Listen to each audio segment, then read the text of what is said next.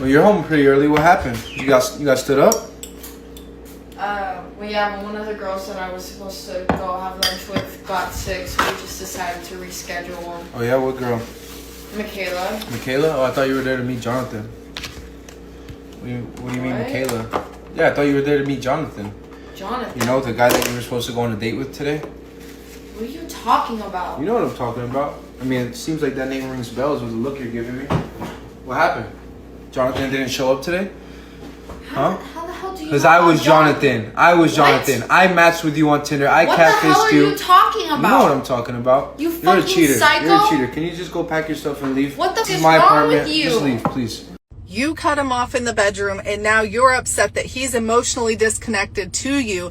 But quite literally, you trained the man to become the way he is. And hear me out, ladies. When you cut off your man in the bedroom and repeatedly cut him off from affection and intimacy, and you only do it when your mood is right, you're quite literally teaching him that you're transactional.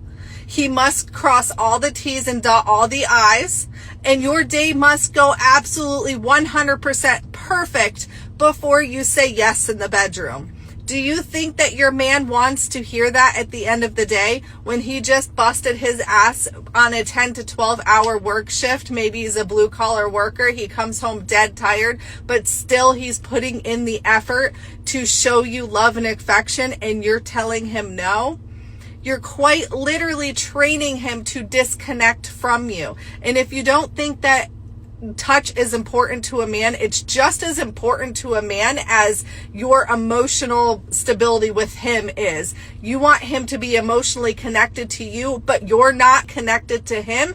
They go hand in hand. You can't have one without the other. So do better in the bedroom, ladies. I'm telling you, that is how you're going to turn around your relationship. I am a mother, a grandmother, and a judge. I believe without hesitation that our children, your children, need and deserve the guidance and love that a father brings to their lives. Your animosity for Mr. Rucky robbed you of good judgment, and it robbed your children of stable sibling relationships and the important connection to their father during formative teen years. Your animus towards Mr. Rucky spilled onto others, including the professionals whose paths crossed yours. There is a saying, my way or the highway. You literally took to the highway with your two daughters because you did not get your way in the family court proceeding. And those two children remained missing for 944 days. What's the data coming out regarding the dad-daughter bond? What we're finding is daughters who grow up with a secure attachment to their father, they have increased abilities or increased success in terms of academics, in terms of education. They have increased career success. They tend to have much better mental health. They tend to be much better at relationships. They tend to have less risky, particularly relationships, and they have just better well-being scores, and they are much more likely, as I said, to have stable, good relationships in their older life. In that adult life. I think it's okay for women to want to like sleep in the same bed as the guy. You're not wrong for wanting that, but your response to me having this boundary and saying, I want to put you in the guest room, which isn't like, it's not for anything. It's not, you might be disappointed as a woman. Women need to regulate their response. You shouldn't be trying to negotiate it with me. You shouldn't crash out. You shouldn't be like arguing and bickering and nagging with me. You should just be like, oh, okay, yeah, that's fine. That's fine. So they're just mad that they can't sleep with you. Is that the whole problem? Well, we already slept together, but they can't sleep with me like in my bed. But see, that's the thing, like you're gonna sleep with these women, you're gonna put them down, you're gonna lay down with them, but you're not gonna lay down with them when it comes to rest. Nothing wrong So with see, that. how can you do the laying down part, but how can you be saying all these things and just not lay down with them? How's that right? If you're gonna them, okay, yeah, you know, like you should at least lay down and cuddle with them a little bit. Okay, don't just lay down and unless you're gonna with them too. Be for real. So it's not just I'm being a massive and it's like literally as I'm pulling out of her, I'm like, get the out of the room. No, That's not what's happening. What's happening is maybe we hook up, maybe we don't. She's going to be spending the night. And the determination is, okay, I'm going to set you up in the guest room so that we have our separate sleeping spaces. We can each get a good night's sleep. That's the idea there. Do you still object to that? Honestly, at the end of the day, I'm just a woman, and I should be in a woman's place. If it feels like women are harder and harder to get into a relationship, your suspicion is correct. Relationships rarely work anymore, and here's why. So the common thing that we talk about on the internet is something called hypergamy, which is that women wish to be around guys that are better and stronger and more intelligent than they are. I think that's a very reasonable way to feel if you're a woman. But what's happened in recent years is due to DEI policies, okay, that's diversity, equity, and inclusion policies. About 65% of women are college graduates, or 65% of college graduates are women. 65% of mortgages are to women, and 65% of new jobs are going to women. So as a result of this, women can't look up to a man anymore, and they're frustrated. And what's also happening is the fact that women are a little bit more open to sharing a high-level guy than men are open to sharing. Women are just basically just picking one high-level guy to share. They have their own jobs, make their own money, and they don't really look up to a lot of guys. So as a result of this, they don't want to get into a relationship. That's true. But let me explain to you something really quickly that's also causing it. Learn what is known as the winner effect. Okay? The winner effect is the fact that when we get validated, when we have a lot of social validation, our brain actually switches on. And when we lack social validation, our brain switches off and it makes us kind of dumb. There's a lot of different reasons why we have this. But what's happening right now in society is that women are being told that they're all perfect 10s, they're perfect, they're amazing. They rule the world, they are the future. Men are being told that they're retarded and stupid dunces. As a result, men's winner effect is shutting down and it causes them to become dumb. And when they talk to a woman, they look extra, extra, extra dumb. If you're a woman, you don't want to get in a relationship with a guy like this, and that's what's causing the breakdown. We're 140 times, not 140%, 140 times more likely to be responsible for the death of a child in their home than the child's own genetic father. So we have all of these perceptions that, oh, fathers are dangerous, and, there's within biological homes. There can be. But there's no improvement with any other form of family structure. We have been so accustomed to say that biology doesn't matter, love makes a family. Or kids don't need a mom and dad, they just need two parents. Or if the adults are happy, the kids will be happy. Well, if all of those things are true, then children who are living with their mother and her cohabiting boyfriend would be doing great because they've got two parents, the adults are happy, they even have a mother and a father figure. So I challenge people, Google the words mother's boyfriend right now. What are all the returns when you Google mother's boyfriend? And you're going to see things like mother's boyfriend ties daughter to the bed and beats her to death. Mother's boyfriend responsible for the beating death of an infant. Mother's boyfriend arraigned on charges because they suffocated the baby or whatever it is. And I would just generalize that and say any unrelated man sharing living spaces with the child, especially left to care for the child alone, is statistically the most dangerous person in a child's life. And what we are doing in Modern Family is, in essence, normalizing, promoting, and incentivizing unrelated adults to be sharing living spaces with children. And I'm not saying that there aren't wonderful, heroic step-parents out there, because there are. But many of them have to overcome significant barriers to be that wonderful step-parent. It is not biologically wired in either the child or the adult to bond completely with a biological stranger. You are, in essence, working against many of the systems established through an evolutionary explanation that we really do have these kinship bonds that aid in connection, protection, and attachment. And, I think in some ways, this just speaks to some of these ladies and who they associate with, who they get. So a lot of times, some of these ladies are trying to just move through certain feelings, and they're trying to get the first man. Some of these women are down bad. They're down bad. They really honestly and truly need somebody to come in and take care of them. And the man is their ticket, right? And so they don't really vet who's coming in there. They get mad at the man for having a girlfriend or bringing a woman into that. We got this woman around my kids and she's doing this and she's doing that. And the whole time, in some of these situations, the woman that he brings in, that he's in a relationship, hadn't even met the kids yet. Hadn't met them. She knows they exist, but he's told her, hey, I want to wait until we get to know each other in order for us to kind of, make sure that everything goes right. And then when the time's right, I think I'll introduce you to the kids. But for now, I would like to get to know each other so we can build that bond. And she's on that trip. She's riding on that train. Sounds good to me. And they get to know each other and they build a bond. So she knows him and she understands where his heart is. So now when I go and meet the kids, this is my love because that's his love. And so we bring both of our love and our passion to the kids, and we love them together properly. And we do for them sometimes even more than they own mama. I love them more than they own mama do.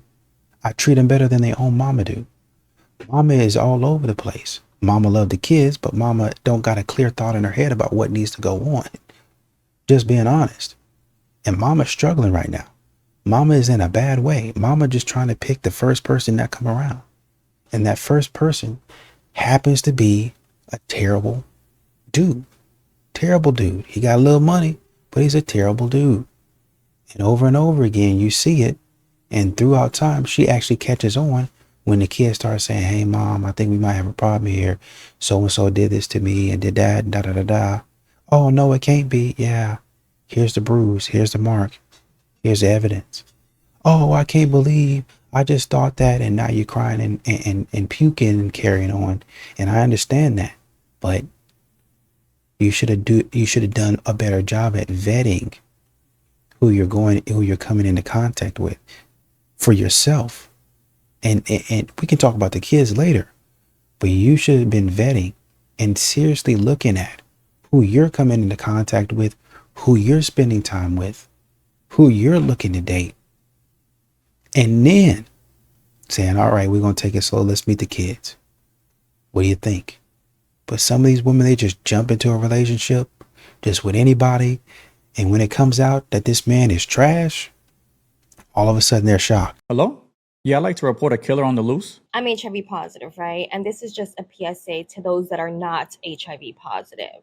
Disclosure is my choice. When I disclose and how I disclose and who I disclose to is up to me. I find it so crazy how people are telling me that I need to disclose before I go on a date, that I need to disclose before I kiss somebody. This is the craziest one. Before I even tell them my name. It's not happening. I don't think that it's my responsibility to tell someone that I'm HIV positive if they are treating me as if I'm not. Your health is your responsibility. Adopt the mindset of medical practitioners. Assume that everyone has something until they prove to you that they do not. Why are you kissing a stranger or trying to kiss a stranger that you just met?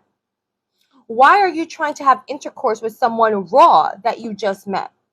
You don't know me from a hole in a wall. Why are you trying to put your thing inside of me without any kind of protection? Why do I have to be the one to say, hey, chill out, I'm HIV positive, instead of you asking, taking the time to know me, get to know me, let's go get tested together if you want to take the next step. Why do I have to be the one protecting you from yourself? No, baby, that is not my responsibility. And I just wanted to make that clear. Okay, love you, bye. This same thought process is how she got HIV in the first place. Now that she got it, she want to hold other people accountable to get it from her the way she got it. Isn't that crazy? Talking about get to know me and let's get tested together. Why am I gonna, you want me to get to know you and then waste my time to get tested. Meanwhile, this whole time, you know you have it. When you gonna disclose it to me? After I get tested and I come back to you like, look, I'm clean. Well, guess what? I'm not. I just found out. No, you've been known. And the fact that you would even say like, oh, why would you stick your thing in me raw? Acting like if I'm the one that just has a say. Like you ain't got to say to keep your legs closed. This is the exact same process how you got it in the first place. Instead of paying it forward, being an advocate for HIV, bringing awareness, it's like, nah, yo, you should just pretend everyone got it in the first place. I will admit that part about, not knowing some chick and pretending they got the worst thing till they don't. I get that part, but it's not on you knowing that you got something to withhold that information from someone. Like, yo, who are you to be, the judge in a case that you already lost in the past? And now she looked like she'd be proud to be like, well, you didn't ask me, so I didn't tell you. Now we're buddies. Get the hell out of here, yo. That's something forever, and people should be mindful. There's a lot of people living with HIV that do things the right way. They're advocates for it. They're in forums and pages on telling people about it. This is not a good advocate now. This is bad right here. FBI, we found her. So you're telling me that a woman has to go work like a man every day, and a man goes work and he's tired when he gets home. A woman's not tired. She has to clean, cook, do the dishes, do the laundry. Are you kidding me? Why don't you want to do that?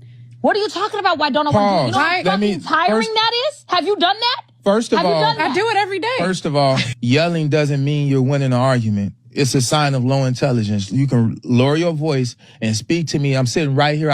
Men have different responsibilities. So all this, I cook and I clean and yeah, that's part of your function. But when your tire is flat, my function is to make sure you have a new tire. But when your car need an oil change, it's my job to make sure these people ain't ripping you off. We have different duties and functions and responsibilities. And if you don't love your duty, your function, your responsibility, you're not fit to be a wife. Period.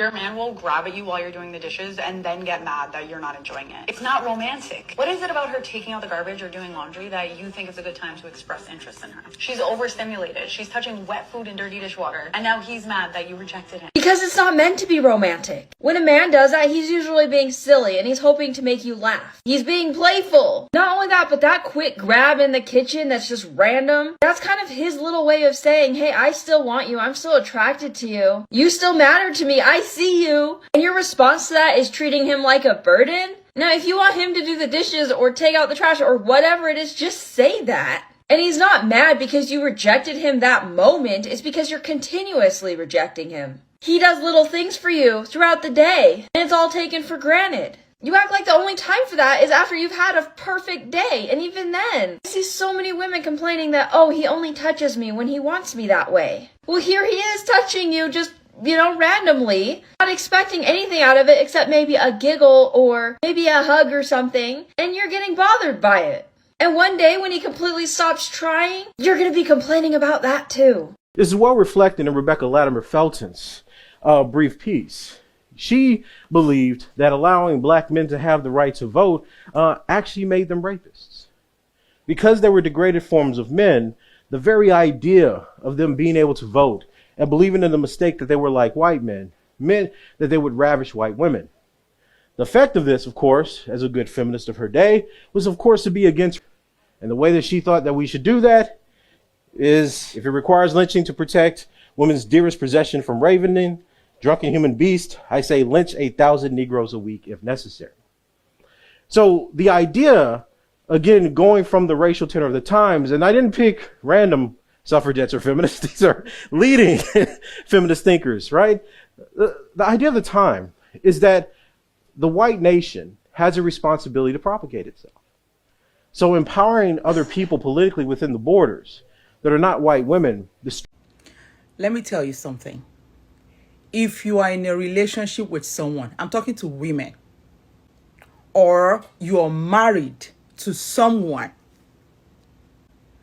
and for some reason, I don't know why, you're seeing someone else. Due to whatever reason, I don't even want to, because there are thousands of reasons why people cheat. And we're not talking about cheating right now. And that person knows that you are in a relationship. That person you're seeing on the side. Maybe we can call them side dude. They know that you're married. They know that you're in a relationship, but they're still dating you. You guys are still benching each other. And because you guys are enjoying your lust and illusion that you're in, and you allow this guy tell you that, oh, if you leave, in your heart, you already want to leave your man, right? Because if you don't want to leave your man in the first place, you will not be cheating. If you value your man, if you love him, you respect him, you won't even be cheating. If you're tired of relationship, all you have to do is walk away, leave the relationship. I know it does not happen overnight, but we all know the process. I'm just, saying that. We all know how it works. If somebody is not interested in relationship, we know how, we can get out of the relationship. You allow that person tell you, oh, if you leave him, I'll marry you. I will, my dear sister. Once you leave your relationship, listen to me carefully, or your marriage, that man you're messing around with will not want to have anything to do with you in terms of relationship. Matter of fact, if you're thinking he will marry you, now you don't pass, it will go you. Because the man would know that, would think he already knows that you will do the same you did to your man. So when someone is somewhere telling you, leave your man, don't worry, we'll continue our relationship, or I have always loved you, I don't even know why you married that guy, just leave him alone, and now we'll just marry each other. Now lie yo. Now lie yo. Lie from the pit of you know what. My dear, you are the last person he is thinking of marrying. He's not marrying you. So just so you know that before you leave your relationship, and I'm not forcing you to be in a toxic relationship to remain there. If it's not working good for you, you know what to do because you're an adult. Good day. And honestly, some of these dudes don't even have to do that. They don't even have to do that because she was already thinking about it. She's already thinking about doing away because she thinks she found her gem. She thinks she found her a diamond in the rough. She thinks she found her a diamond in the rough is really what it is. I'm thinking about a story where a woman was a stay-at-home mom, right? And, she decided, I don't want to stay at home. I don't want to stay at home anymore. I want to go back to school. And she did. She went back to school, passed the bar, started being one of the lawyers, got really good at it, started making money, a lot of money, turned to her husband, who was a chef, who had supported her all throughout being a stay-at-home mom. And then when going back to school, she said, well, I want to go back to school now. So he supported her through all of that, right? She starts hanging around a woman that's single, ain't got no husband, ain't got no boyfriend, single. They start hanging out. She should be home with the kids, spending time with the kids, spending time with her husband. But she out there messing around, comes in contact with a dude, a man that she calls an alpha male. All of a sudden, as they say, one thing led to another, and we already know what another is. And she decides, you know what? I'm unhappy with my dude. He's not a man like this man is. He ain't got nothing on this alpha man right here. Fool around, divorced him, left him, went with this alpha dude, got into a relationship with him. It didn't last too long. I think they said maybe a couple of months. I think they might have even said maybe a couple of years. I can't remember. But it was enough time for her to get enough of that dude and then come crawling back to my man, her husband, the chef, who cooked up a little something for her and the family, held her down. Oh, you got another plan? Let me cook something up for you. You want to stay at the house? Let me cook something up for you. Let me make it happen. Oh, you want to go back to school? Let me cook something up, make it happen. Oh, you want me to stay at the house? Even though I like my career as a chef, let me cook something up for you and stay at the house. I'll take care of the kids. I'll take care of all that. Every single place that you wanted me, every single phase and point in your life that you wanted me, I did it and I served you. As a man, I served you and I did well by you. I did right by you. And then you go out here, not only do you leave me for another dude, you call me basically somebody that's not a man. He's an alpha male, not you. He really knows how to do things to me, not you. Only to be dogged out and then come crawling back to me. Please give me a chance. I want to talk now. Shut up talking to me. Destroys the ability of the race to both reproduce and creates a threat from within. So feminism was the idea for many of these women of empowering white women above savages. And we're going to see that reflected in a little bit when we start talking about the evolutionary origins of patriarchy. So white women saw themselves as playing a major role in contributing to the persistence and perseverance of white supremacy. They believed, in fact, that they created the white patriarch and that it was only through patriarchy that the future of the race could be protected. So the evolutionary origins of patriarchy, contrary to being this male dominance that we all think of, was actually feminine. I'll introduce you to Charlotte Gilman, who is an evolutionary theorist and, of course, a racist. Gilman's work justified the extermination, re-enslavement, and ruling of the lesser races, while claiming that the origin of white patriarchy and the capacity of global white supremacy was actually authored by the white woman. Now, Gilman was a premier theorist that was actually doing reviews and panels in London well into the 1930s. Despite this fact of her being a leading figure in early 20th century feminism, her work is actually pretty obscure. You rarely hear about her. But people like Jane Addams and feminists all around the world, even reviews of her work in the New York Times, said that she was the premier feminist of both the 19th and 20th century. Her work influenced the very idea that evolution had a part to play in the development not only of women's roles, but women as a catalyst to preserve the power of the white race. Now, according to Gilman, female subjugation was actually necessary for racial evolution. Contrary to, the yellow wallpaper that she's well known for, she actually argues that the home was a place that allowed white women to teach white men how to care for people of the other race. Now, what she does think is oppressive is the fact that the home is now a relic of an evolutionary past. That now that women have evolved white men to care for other white people, because initially white men were individualistic, white women have developed and evolved beyond the home. And that's part of their oppression. What's your relationship like with your father? My mother and father got divorced when my mom was pregnant with me. Fucking hell, lad, that kid looks like everybody. The whole fucking basketball team. Who's the father? Stay woke in the streets, lad. Big burn. To all the feminists out there living their best lives, we need to take a minute and thank the real MVPs of your life that you live. If it weren't for a man, you wouldn't be sitting on a toilet every morning to go pee. If it weren't for a man, you wouldn't be holding the phone in your hand that you're watching this video on. If it weren't for a man, you wouldn't have the house that you live in or the car that you drive. Are you getting my point? The real MVPs of this world are honestly men, because we are not showing up going to freaking oil rigs.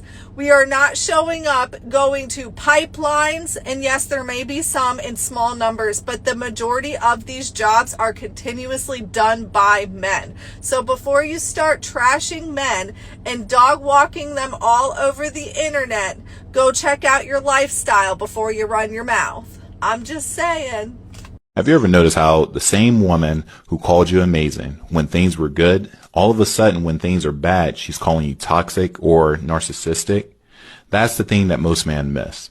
After my 10 years of marriage, fellas, and attending marriage counseling out of those, 8 out of the 10, I learned that when someone paints you as horrible in their mind, it's rarely ever about who you actually are. I want you to sit on that. It's about what they need to believe in their mind so they can live with their decision. And here's the psychology behind all of it. The first thing is cognitive dissonance. Right now, she knows deep down you had value, presence, and authority. But leaving someone like that creates that internal conflict, right? If he was such a solid man, why did I walk away? That's what's going through her mind. So to quit that conflict, she has to exaggerate your flaws and minimize your strengths, guys. That's how she rewrites the story in her mind to make herself the hero, not the one who fumbled.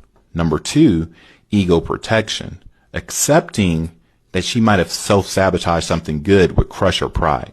So instead of taking accountability, she creates a narrative where she's escaping toxicity. That lets her feel strong instead of ashamed, right? Number 3, control of the story. By labeling you the one or psycho or narcissistic, she flips the dynamics. She becomes the victim and you become the villain. And I know this is played out very well when divorce happens. You'll have friends that you shared mutually, and then all of a sudden when the divorce is over or occurs, all of those friends that you created now side with the female. See, that framing helps her to feel justified, even if she knows deep down that, those narratives are not accurate. Number 4, emotional avoidance. See, convincing herself you were the problem saves her from facing her own instability and manipulation or immaturity. It's easier to demonize you than to herself. So she's not trying to convince you that you're horrible. She's trying to convince herself. Think about it. Because if she admits the truth that she broke something real, she would have to face the guilt and loss and regret. And right now, she doesn't have the maturity or the stability to handle that. See, the best move that you can make, fellas, is to continue to get into the gym, continue to strive and focus on your purpose, and just leave that person alone to heal. Nothing exposes a false narrative faster than watching the villain, the quote-unquote villain, thrive in peace and purpose. Men, beware of your wife's single friends. Men, listen up. Your wife's single friends, they will sabotage your marriage if you let it. They sneak in, they whisper, and they poison. Before you know it, your marriage is breaking down. And you think I'm exaggerating and I'm doing this for likes? No. Here are some facts. Studies show that divorce spreads like a virus through social networks. If a friend gets divorced, your odds of divorcing jump up to 75%. Let me repeat. Your odds of divorcing jump 75% if her bestie gets divorced. Drill this into your brain. Single women are keeping women single.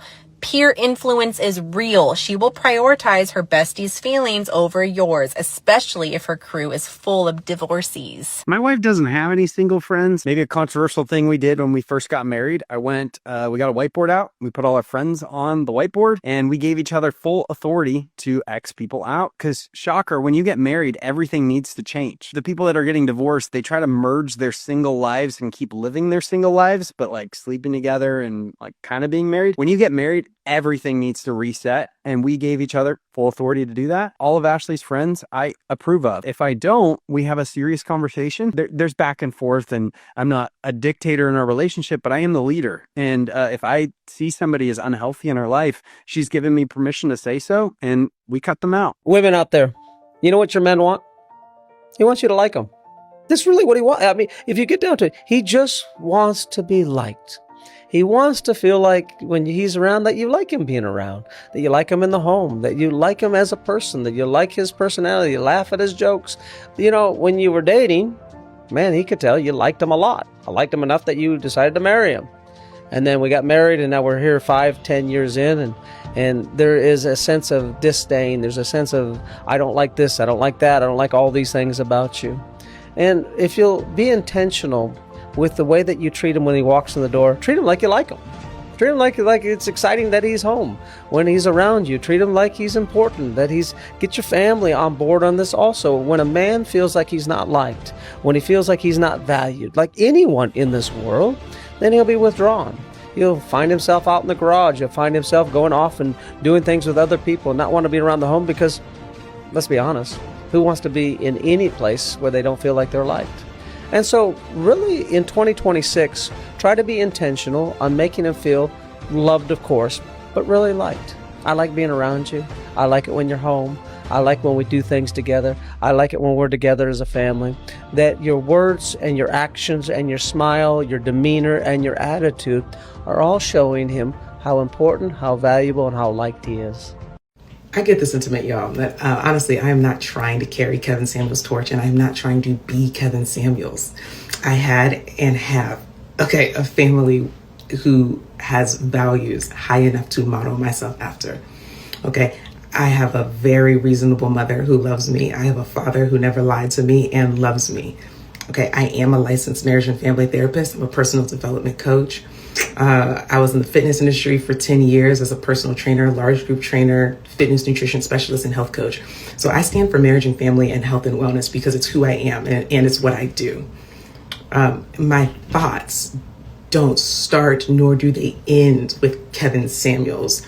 But I do understand the sentiment and I get the aligned values and messages. The guy I'm talking to sent me money for groceries, $300 because I didn't have any food. Then I get a text from him later asking me to cook him dinner. Told him no because I'm not his wife. And I only cook for my kids and my husband. And he's neither of them. Now I'm blocked, shaking my head. Like, who asks a woman to cook for them before he puts a ring on it?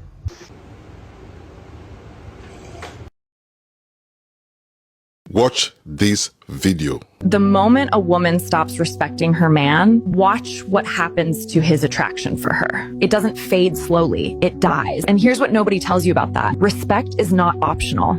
It's the foundation. A man can handle almost anything except being disrespected by the woman he's chosen. He stops giving freely because why would he pour into someone who treats him like he's not enough? When she stops seeing his effort and his discipline, when she starts taking shots at his character or questioning his decisions in front of others, that's not ego. That is self-preservation. This wife just destroyed her marriage because she believes that her son comes first before her husband. And you might be asking, well, why would she say that? Well, because he's a stepdad. But it gets worse. She went on to clarify that if he wasn't the stepdad and was the real dad, she would actually put him first. I want you to think about how crazy that is. So my husband told me that he doesn't love his stepson and that most of the time he doesn't even like him. And what do you know? Now we're getting divorced. Let's talk about parenting for one moment. Let's talk about it.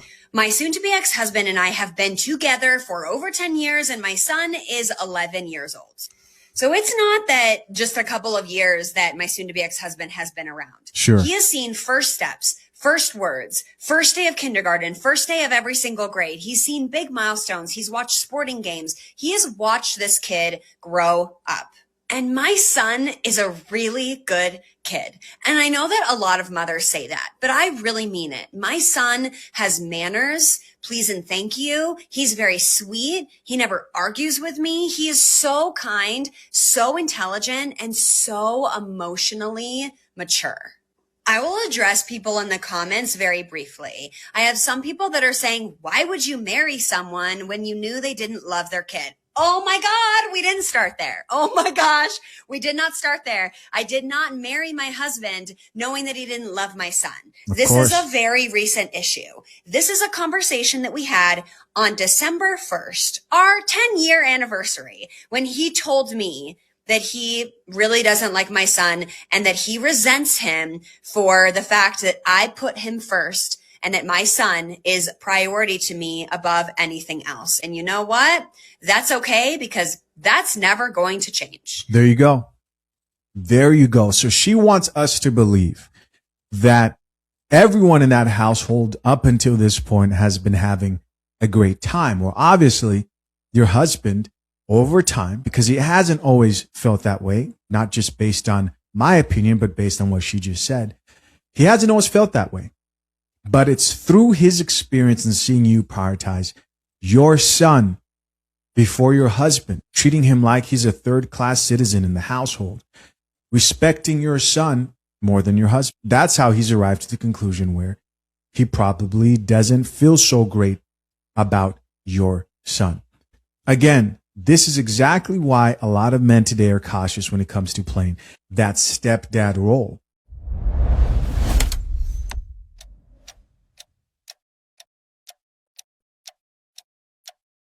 I'm gonna say something that nobody wants to hear, but everybody needs to. That man is probably not giving you that dream life that you envisioned because he sees you as a bad investment. Yeah, I said it. Men don't pour resources into things that don't grow. They don't build empires for liabilities. He's broke with you, but somehow leveled up with the woman after you. If he's not ready with you, but suddenly he's ready once you're gone, it's not bad luck. It's not timing. It's evaluation. Men watch behavior. They watch attitude. They watch discipline. They watch how you move when nobody's clapping. If you demand a lifestyle, but you don't add structure, support, or stability, why would he go all in? A man with a vision doesn't fund chaos. Men invest where they see a return on peace, a return on trust, a return on alignment. So instead of asking, why won't he give me more? Ask, why would I invest in me? Lust is not just destroying men, it's destroying women too. Of course, we all know that there are promiscuous women, but it's not just in the bedroom, it's in the heart. It's in the DMs, the way that you compete, compare, crave to be chosen. Sometimes we don't call it lust because it doesn't look like it. It looks like selfies posted for validation. It looks like, I'm just playing and teasing, or I could have them if I wanted to. But underneath all of that is emptiness. You dress to be desired, not because you feel beautiful, but because you still need proof that you are. You entertain men that you don't even respect. You sleep with men that you don't even like. All to prove to yourself that you still got it. Some of you are in secret competition with women you claim to love.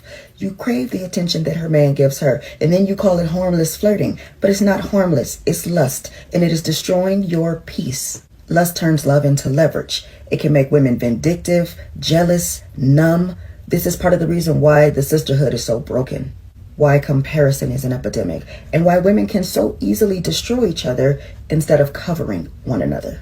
And here's the truth. You think it's power, but it's really just pain performing. Lust tells you to flaunt the parts of you that are wounded, because you got to use what you have to get what you want. But it never tells you that what you lose is yourself. Real power isn't in who you can sleep with or who wants you. It's in who you refuse to become while trying to be wanted. Purity isn't about perfection. It's about peace. Because when you finally heal the need to be seen, you'll stop giving yourself away for free just to feel visible. Ladies, lust doesn't make you powerful. It makes you empty. I'm not sure who your target audience is. It's definitely not women. It's definitely not. I don't know of any women that go through this. Lust, women don't deal with this type of stuff. Not at all, actually. And I think with this message, you're way off base, to be honest. Women, lust is beneath women. It really is. That's not something that they struggle with, to be honest. They can control themselves. They're happy. They've done the inner work. So these types of petty things don't even cross their mind.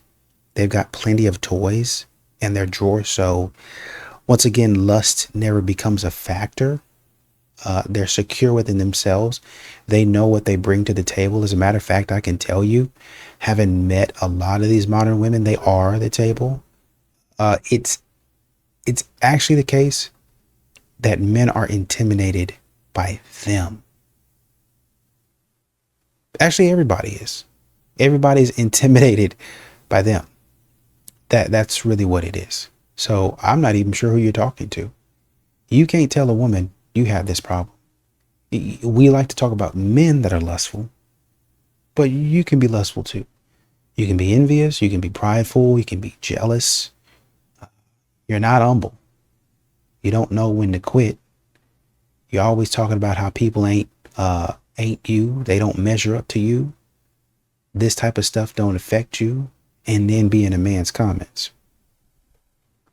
Then be out there thirst trapping. Then be out there using your body for attention and validation. Then be out there getting knocked down by Chad when he walk in the club, knowing that man ain't gonna marry you. Heard one woman say, mess with all the dudes that you want to, but I think she said keep Rick in your back pocket for a little bit later when you get through doing all the stuff that you want to do. I guess that's not lust. I guess that's just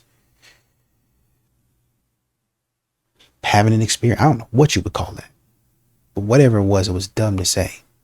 These modern women have just as much of a problem with lust as men do. It's just not, it's not as loud. It's not as prevalent. Modern women start letting it go when they feel like they're safe, when they feel like they got an audience, right? A man might go out there, he just going to do it regardless of who's watching. But modern women need an audience to show how they truly feel. And it's not only lust that they exhibit this in. It's a lot of different areas. Like, say, for instance, if they say something weird like, I hate my husband, or having a husband or a boyfriend is embarrassing, they only say that, oh, I'm going to say something that needs to be said, unpopular opinion. It's not unpopular because you know who your audience is. You know who you're writing to, and you know they're bums and losers just like you are. But you don't care. As long as somebody agrees, I feel validated. And that's really all it's about. Not truth. It's about you being validated. It's about you listening to people tell you a flat out lie. Yeah. Having a boyfriend is embarrassing. I agree with that. No, you don't. Shut up, stupid. You're a loser just like she is for thinking this stupid stuff. Y'all need to get off the internet, delete this article, and go get something to eat. Maybe a margarita or two will knock all this stupidity out of your system. Oh man, I was just tired. I just needed a drink. I just needed a weekend to myself to get all of this stupidity, flush all of this ignorance out of my system. Sometimes you have to admit, I just need a break. I'm getting tired and I need a vacation.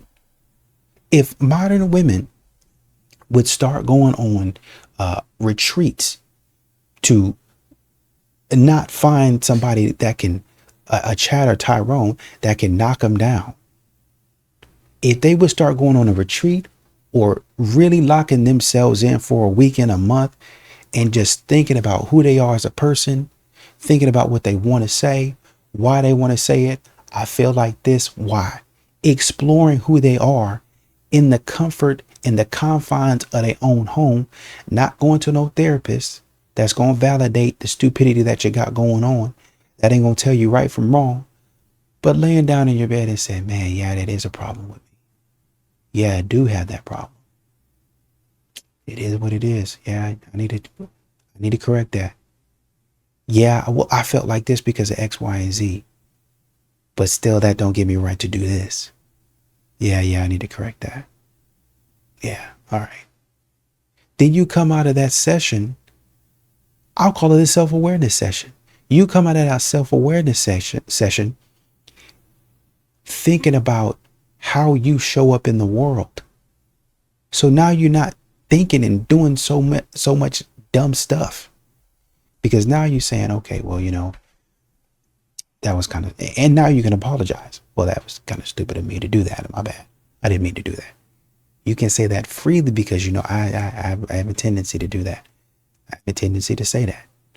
I need to stay away from that. Oh yeah, that's kind of a dumb standard, isn't it? I like that. I thought I needed that, but upon further review, that's not really something that's most important. You begin to understand that. If y'all start doing that, a lot of this dumb stuff won't come up out your mouth. A lot of these articles that you write won't even be written because you'll understand, hey, that's dumb. I shouldn't be doing that. And when y'all start to be self-aware, you'll listen to stuff like this and be like, yeah, I do got that problem. Yeah, I know that about myself. And imagine how much further you can go if you tell yourself the truth and you hold yourself accountable